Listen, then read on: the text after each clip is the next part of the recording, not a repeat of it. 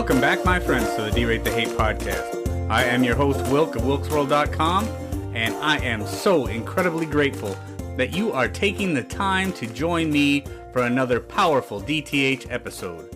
Friends, at the D-Rate the Hate podcast, it's all about bettering the world one attitude at a time. See, we did not create the hate, but with your help, we can derate the hate. That all starts with gratitude and personal accountability.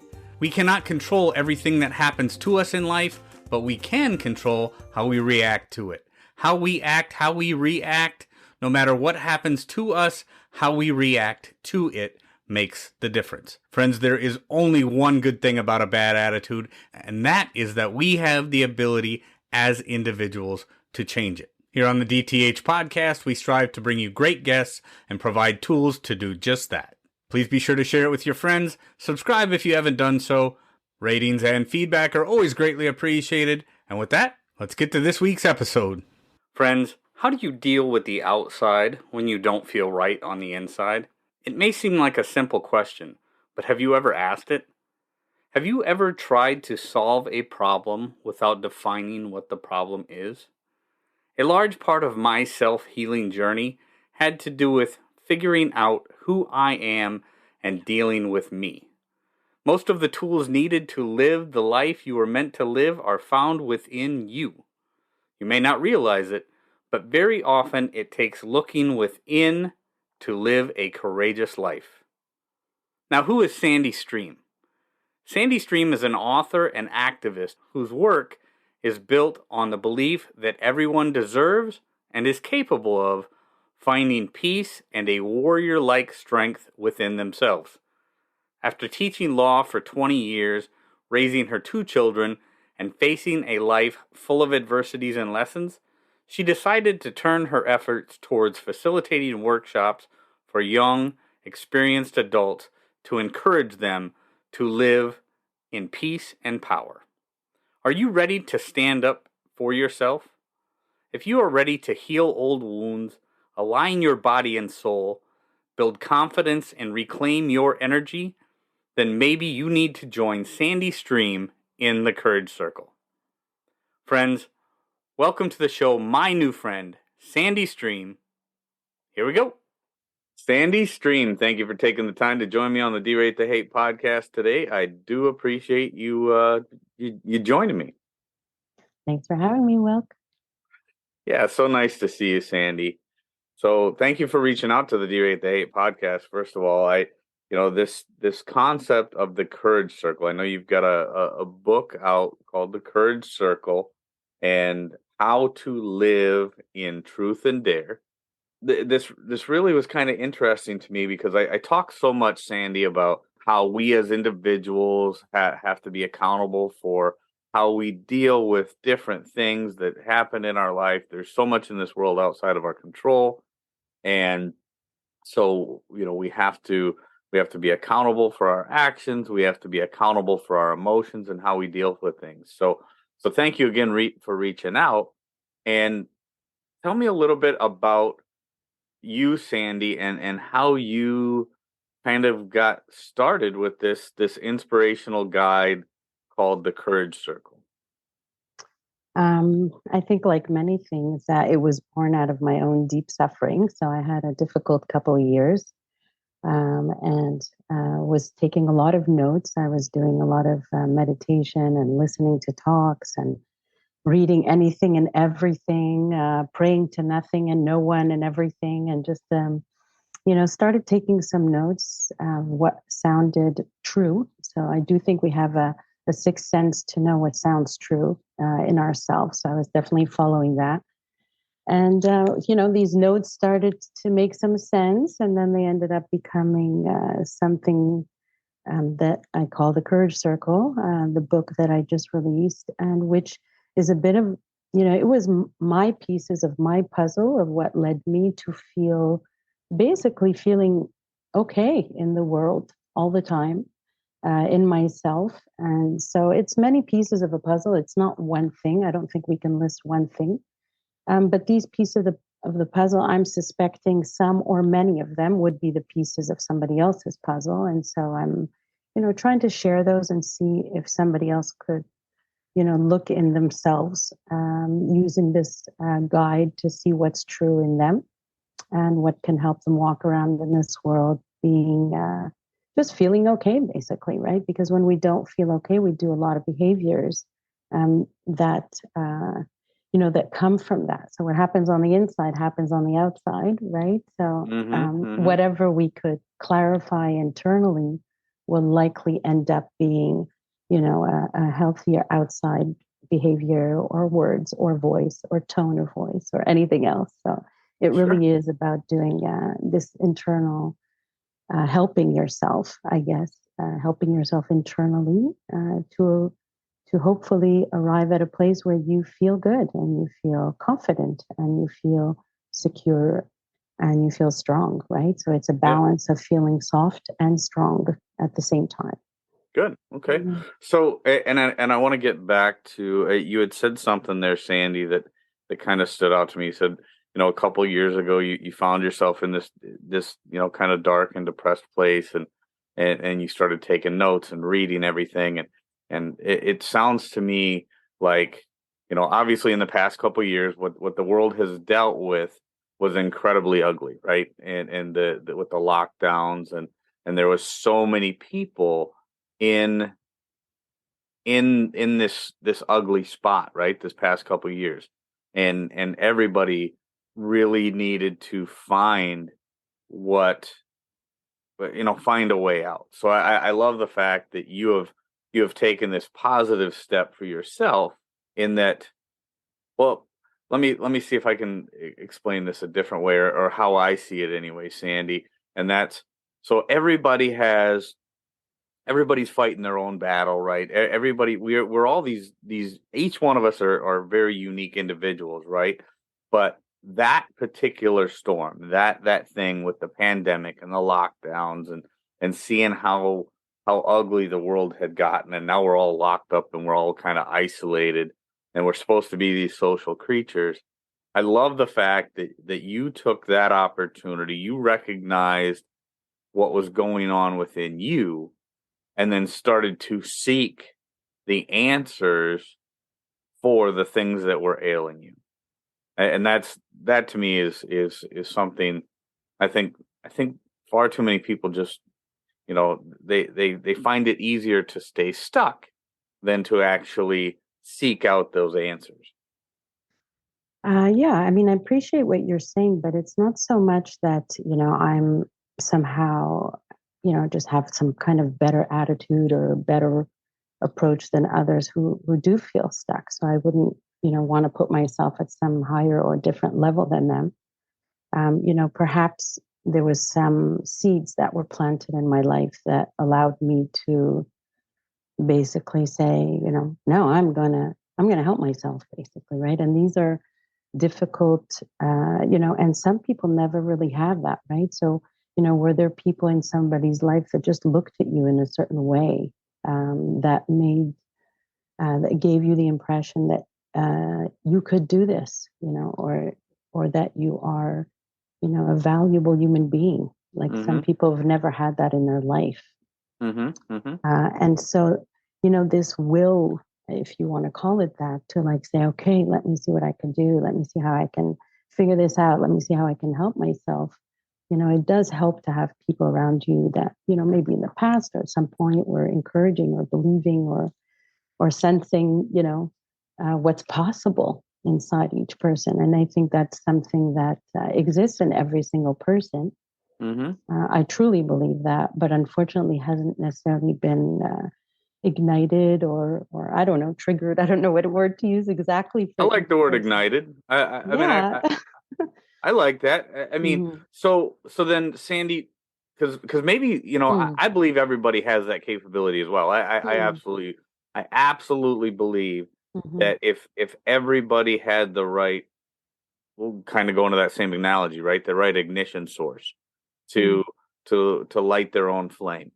Um, what was yours, Sandy? What was it for you that said, okay, I'm gonna take a different path. I'm gonna clean this up. Well, there's so many, but I can talk about a few I think that are absolutely critical to at least get going, at least for me, on the right path. So there's three things I think are absolutely like critical to move forward, at least in the right path. So the first thing is the demonization of emotions that has occurred in our society over the past 5,000 years or so. Okay. I think has been really not serving our humanity, right? So emotions are, typically viewed a little bit like negative or beneath or below or something lower than, the intellect or something like that. And for me, that's unfortunate because you basically, we use the word decapitated. I'll use the word decorporated. It doesn't really exist. I looked it up on Google, but I think it's a perfect word. It's been used like 10 times somewhere. But decorporated means you've cut yourself off from your body, right? So we feel our emotions in our body. We might feel sad or mad or whatever else. And so we've kind of pushed this aside as if it's a bad thing. So just from the get-go, we've now become like against ourselves a little bit, right? Because I'm against my own body, my own emotions, which actually for me has been my guide. So they are like an inner compass to tell us, what we need. The body is not our enemy; it's our friend. And so there isn't really negative emotions. So if you feel sad, that is your guidance system telling you, okay, maybe I feel lonely. Maybe I need to find a friend. Maybe I need to connect with someone. So it's not negative necessarily to feel some sadness. It's if you listen to it instead of, ignoring it or avoiding it or going to addictions or other things to avoid what's going on. Or if you feel angry, right? So anger is could be your friend unless you're using anger to, control people. But if you have anger, that could be healthy to tell you, I need to set a boundary here. Somebody's been, not treating me well, and I need to say no to something. So anger can be a healthy fuel in the right way. I don't want to reduce it to one sentence, but it's not like it's our enemy. So demonizing emotions in general ends up causing us not to feel ourselves in general, feel our inner system, our guidance system that we all have. And ultimately, once we start to feel our emotions, and that means including feeling pain, which people like to avoid. But if you go towards your pain and feel it and process it instead of running away from it every single day, we do eventually process all that. And then now, because we are in a feeling state, because we feel, right, instead of running away from feeling, we can now feel our world. We can feel ourselves. We can feel the tree. We can feel what's going on around us. And so we become now human beings that are here instead of human beings that are like just in the head, or in the, Right. I So, like to call it the calculator, right? That's how I see it, sure. calculator. Yeah. Sure. Yeah. So I mean, I think there's a lot of importance in that. I mean, working. Yeah. If you do everything within your comfort zone all the time, rather than stepping out into, I think it was you that said the uncomfortable zone or the Mm. something like Hmm. that, right? Yeah. Um.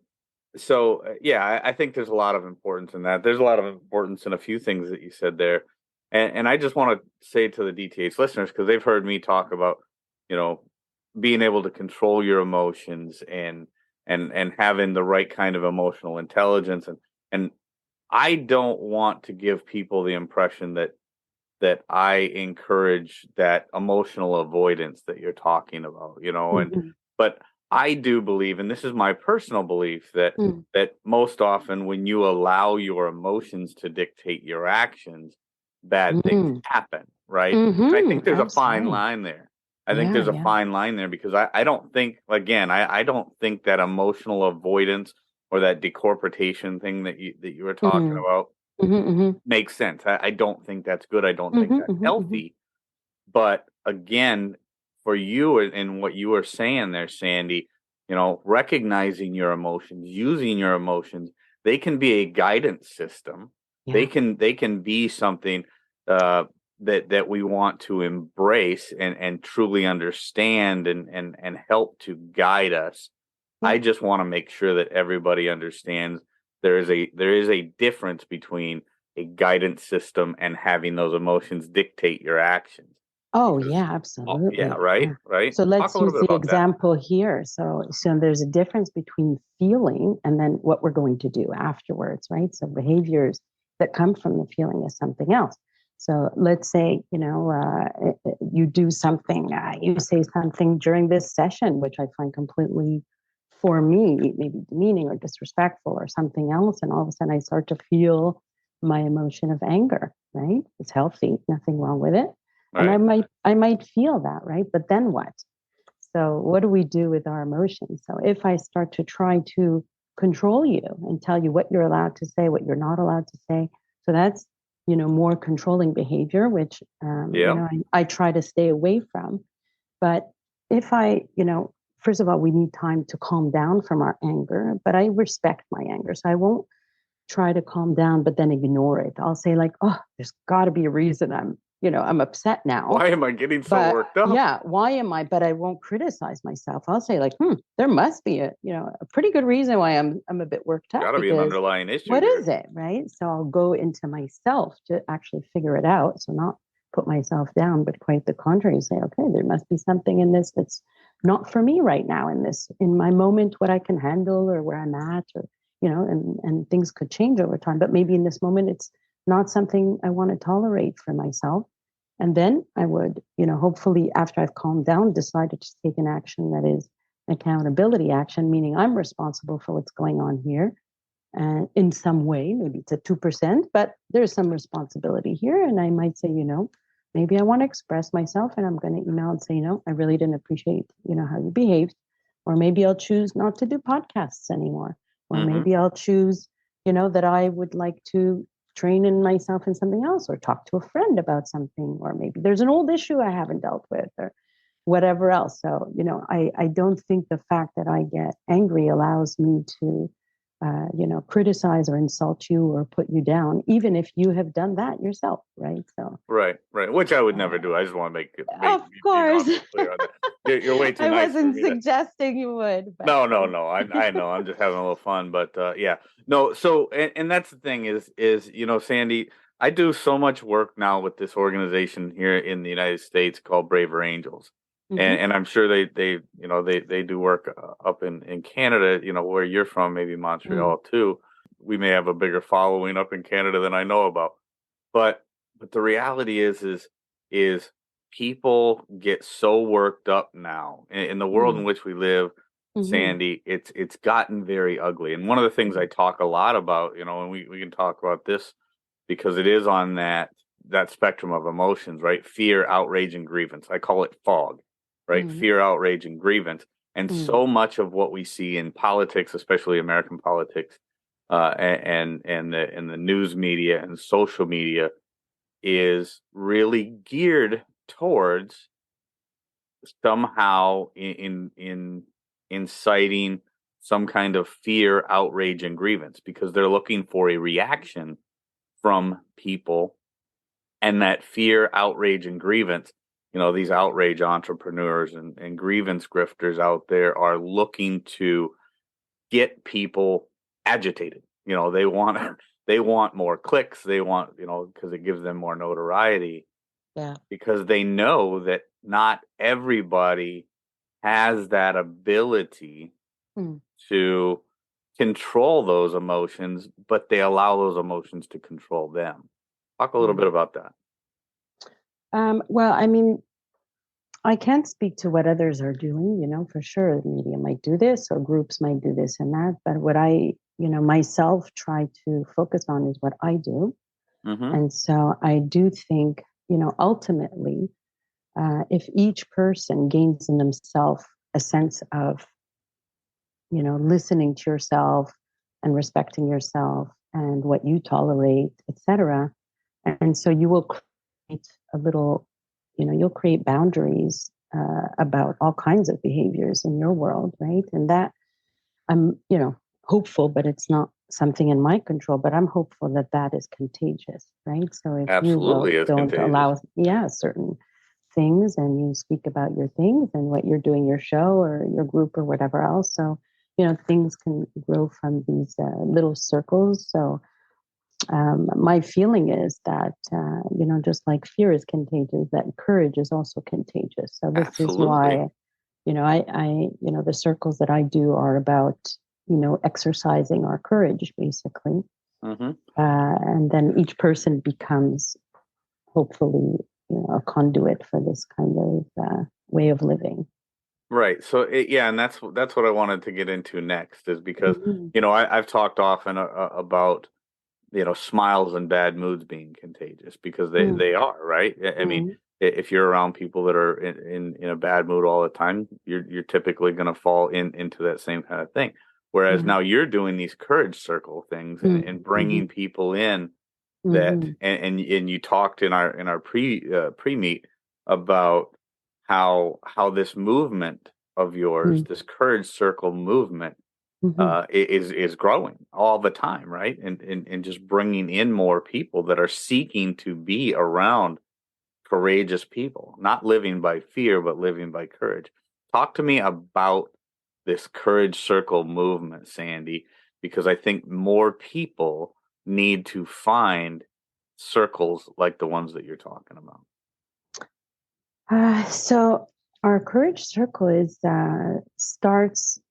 It's very simple, but it's actually crucial. So sometimes the small things are maybe the most important. The way we start our circle when we sit together is that I introduce myself and I tell everyone that we're going to introduce ourselves with our CV, basically, right? So things you might see on a CV. And my CV will include that I'm a graduate from, a pretty prestigious law school in Hey, Montreal. hang on one second. What's Yeah, what's a CV? curriculum vitae, like what you might put for a job, right? Oh, okay. Yeah, Okay. like Yeah. what are you going to put as your like, status stuff or Oh, things okay. about Okay. you that you might share, like if you're trying to get a job or trying to present yourself to the world, kind of, right? Very So, good. I didn't want yeah, to interrupt, but I didn't know no what it was, worries. and I was like, Yeah, no worries. So like things you might put like that. So I talk, okay, I'm a graduate of this university and I've been teaching, legal seminars for this number of years, and I have kids that are in pretty good schools. So I do that on purpose actually. And I ask everyone to go around and everyone starts to tell us, okay, I am, I do accounts payable at this company. And the other one says, I'm studying this. And, all these kind of things that they do or are, or think they are at least. And then once we finish this circle, I then ask everyone, okay, can we like drop all that now? And I'm the first to drop it, right? And I say, can we let go for a moment of our titles and our kids and our pets and all the things that we think we are, and we're going to spend time now in this circle just trying to talk to each other from our essence. So this essence that we are has nothing to do with this kind of stuff, right? So if you look at yourself when you were 7 and then you feel yourself again when you were like 15, you were kind of the same. And then you feel yourself again now, there's always something that's like the same. Like Wilk is the same a little bit, right? Through mm-hmm, this whole time. And this is something that we try to get in touch with, this essence of ours that has nothing to do with those other things. And then we reintroduce ourselves. I say, okay, let's reintroduce ourselves now without all this stuff and just say your first name. Like, and I start, hi, my name is Sandy. Hi, my name's Mark. Hi, my name's whatever. And we go around and we're now dealing a little bit like individuals that are equal. Like we're not stuck with these things that might have happened or what degree I did or whatever else, but something a little bit deeper that we discuss. So that's a very important first, way of equalizing everyone. And it starts by me putting myself at an equal uh, footing with every single individual in the room, regardless of where they're at, what they're doing, what they've studied, what kids they have, or anything else, really. mm-hmm. I think that's the most essential part of our circle before we even get into anything else. So once we're in that state, we do some listening practices, which I think are absolutely crucial. And there's really 3 types of listening that I've seen, or at least I like to describe in my life. And the first type of listening, which is completely unhealthy and might be the prevailing system in our world, but is what we can call dismissive or gaslighting or anything like that. So let's say, I'll ask somebody in the circle to just share something that's going on in their life, anything, something a bit difficult or whatever else or something like that. So one person, shared, they go, well, actually, I'm here because, I have social anxiety and I thought I'll show up and try this. So imagine there's social anxiety and the first one to speak up, right? So very courageous, actually. And so the three types of listening. So one type of listening is gaslighting. So I demonstrated in the group would be something like, okay, but it's not such a big deal. Why don't you just go around people a little bit more and it'll be fine and whatever. So you're kind of, if we see ourselves as mirrors, right? This first person, instead of holding up the mirror and showing the truth, basically, because our group is really about looking at the truth, they basically put down the mirror and say, that doesn't even exist. Like what you just said is not even here in this world. It doesn't exist here, right? So that's like dismissive or whatever else. And this is very prevalent in how people interact with each other. And it makes us crazy. Like we start to second guess ourselves all the time and have a lot of inner doubt because the other party's like, oh, that's not even like real or it's not there, right? So that's very difficult for people. So that's the first type. So we say we're not going to do listening number one. That's not even listening. And then the second type of listening, again, I'm using this idea of a mirror, is that they'll say, okay, I see this, but I'm going to put down the mirror right away and I'm going to fix this problem. So I'll call that one the fixing energy. So they see what happened. The person has said, that they are having social anxiety, but they want to fix it right away as if there's something wrong. And that the person can't deal with it also. Like it gives a lot of wrong messages. Okay, so you know what? I know how to help you. I know a therapist that could do this, and I've done this, and why don't you try this? And I'm going to save you. And, I'm going to give you a ton of advice, even though the person didn't even ask for advice. And even this advice often will serve more the giver than the receiver, right? Because the giver gets to feel like they're more important or they know better or something like that. So this kind of listening, also is not necessarily helpful, especially if the advice is unsolicited, because the other person will get the message, first of all, that something's wrong with them. And that constant message in our world is very unhealthy.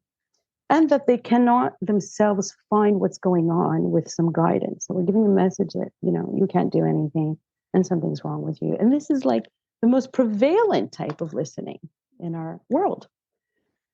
The third type of listening, so uncommon, but perfectly common and constant in my courage circle, is that we reflect exactly the truth. So it's not that we're being nice or kind or anything else. We're at this point, we're just trying to be scientific and reflecting the reality of what we just saw. Like we're trying to be in this life and real. So we reflect and we just say, oh, okay, looks like, you're saying you're having social anxiety and you decided to come here to, see if it can help you. That's the actual truth, right? Like it's not more or less than the truth. That is the truth of what occurred, right? You're holding up a clean mirror of what's right. No more, no less, just a true reflection of what that person said.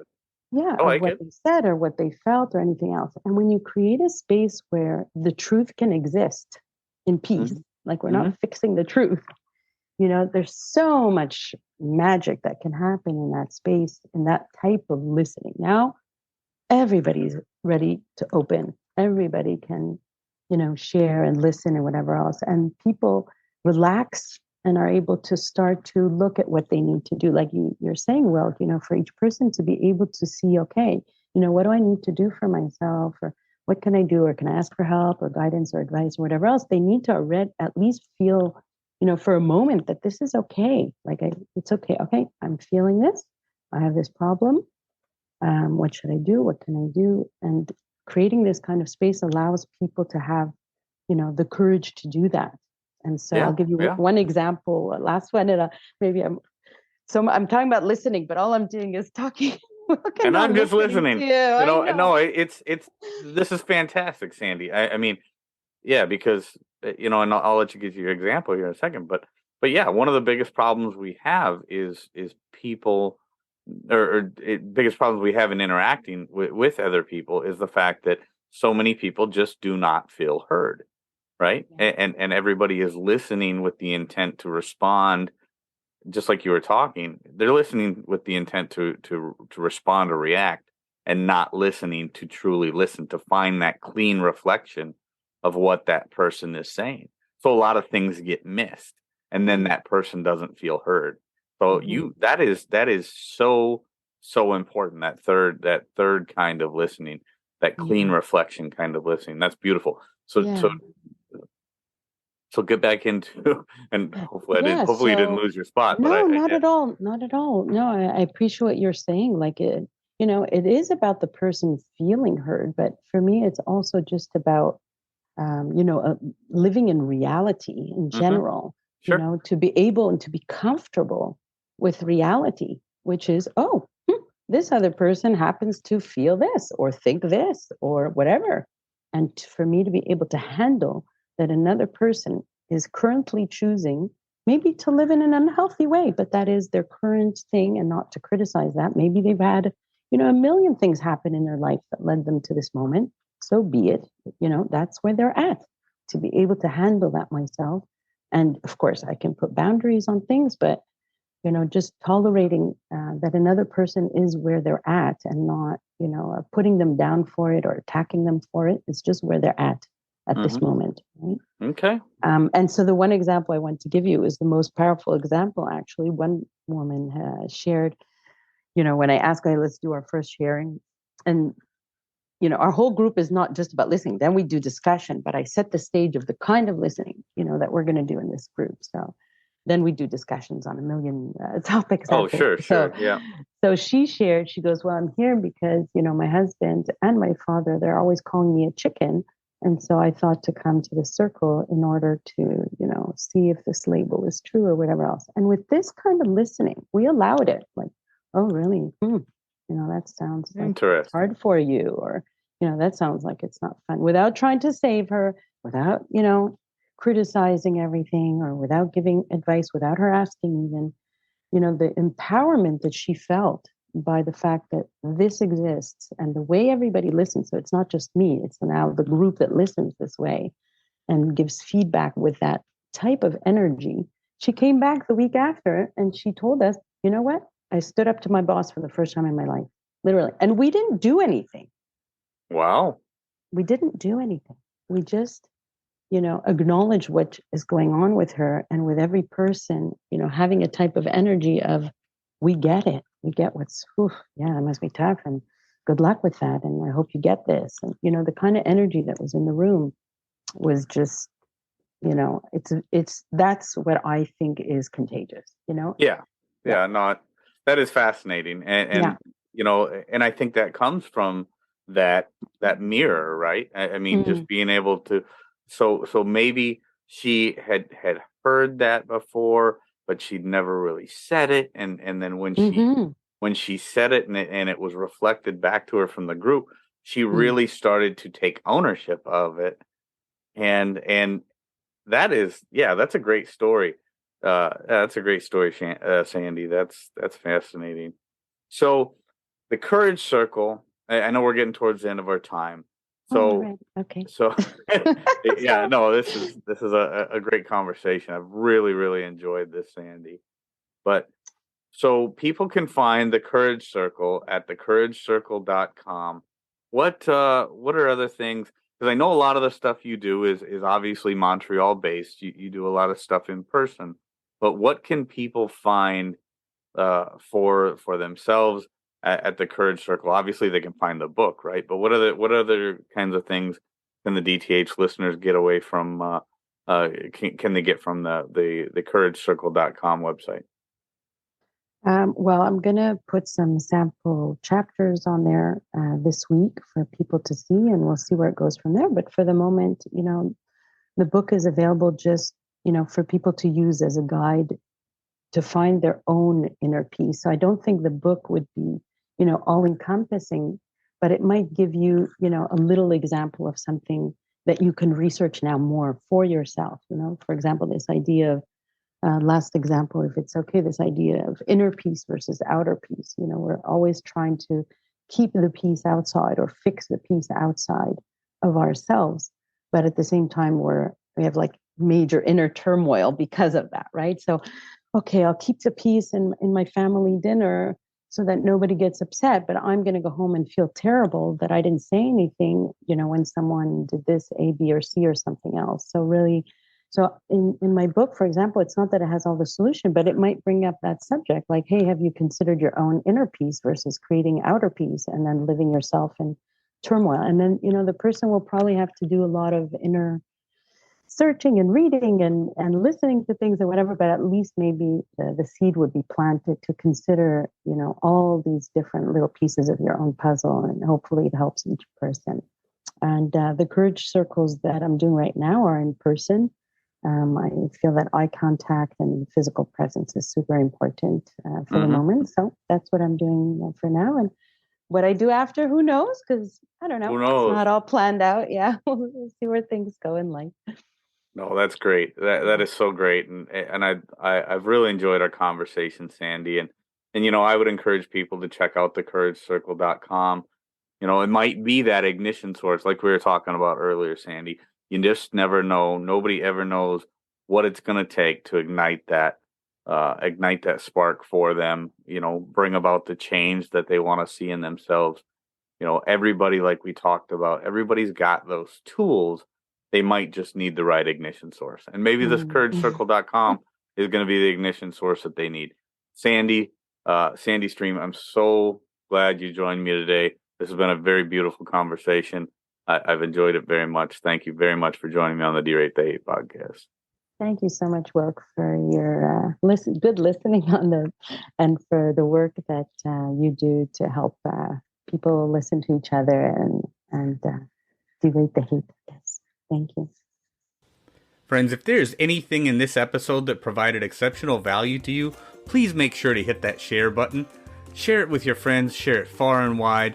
And of course, if you haven't done so already, be sure to subscribe right from our website so you can get the D-Rate the Hate podcast sent to your email inbox every week. So this is Wilk wrapping up for the week saying get out there, be kind to one another, be grateful for everything that you've got, and remember it's up to you to make each and every day the day that you want it to be. If there is something that you would like to share with me, you can catch me on most social media platforms, or you can email me directly, wilk@wilksworld.com. With that, my friends, I am going to back on out of here, and we will catch you next week. Take care.